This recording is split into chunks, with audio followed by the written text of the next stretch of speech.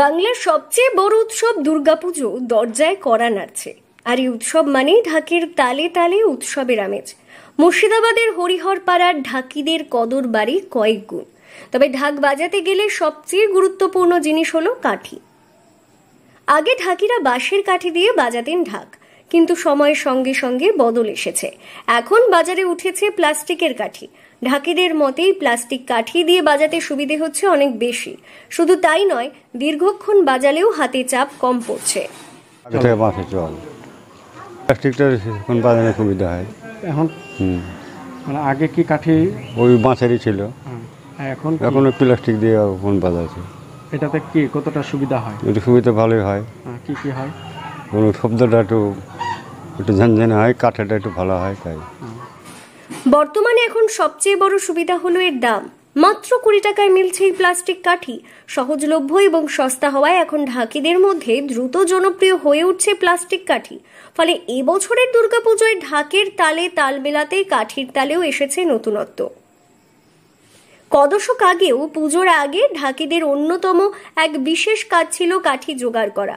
স্থানীয় বাঁশবনে পাওয়া বেত কেটে শুকিয়ে বানানো হতো কাঠি। সময় লাগতো পারদর্শিতা, বিশেষ যত্ন, তবেই নাকি একটা কাঠি নিখুঁত বোল তোলার যোগ্য হয়ে উঠত। তার দাম অবশ্য ছিল নামমাত্র।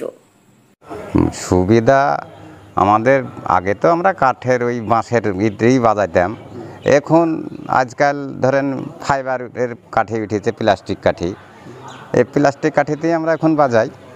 এগুলো পাতলা, তাছাড়া ফাইবারের ঢাক বাজালে ওই ফাইবারের মানে প্লাস্টিক কাঠিতেই ভালো হয়, পাতলা তো ভাঙেও কম।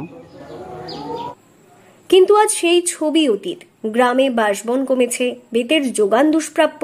হাতে গোনা কয়েকজন কারিগর এখন সে কাঠি বানালেও তার দাম ছুঁয়েছে 50 থেকে 70 টাকা জোড়া।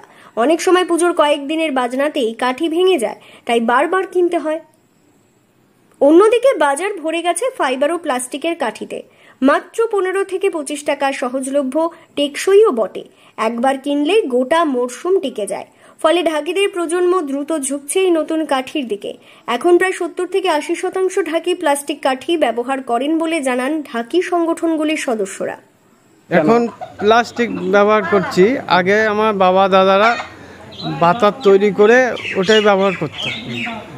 তো এখন এই প্লাস্টিকটা উঠে প্লাস্টিকটাতেই মানে ভালো হয়, জরাব বাজনাটা ভালো ওঠে, মানে জরাবটা ভালো হয়, সুবিধা মানে ভাঙে না, এটা শক্ত, এটাতে বহুদিন চলে।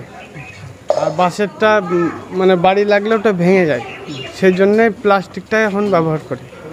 আমার কাঠিটা কাটারই চলছে, ওই প্লাস্টিকটা রাখি আমরা এমনি কেন, বাই চান্স আমার এই কাঠিটা ভেঙে গেল, তার লেগে ধরে আমরা ওই কাঠটা আবার ধরে কাজ করতে হয়। মানে অন্যান্য জায়গায় প্লাস্টিকটা এখন চল বেশি, প্লাস্টিকটা চল অন্য জায়গায় চলছে, আমাদের প্লাস্টিক এখনো চালাইনি। আমরা সেই কাটলেই চলছি, মানে বাঁশের ওটা। আচ্ছা। মুর্শিদাবাদ থেকে তন্ময় মণ্ডলের রিপোর্ট, লোকাল 18 বাংলা।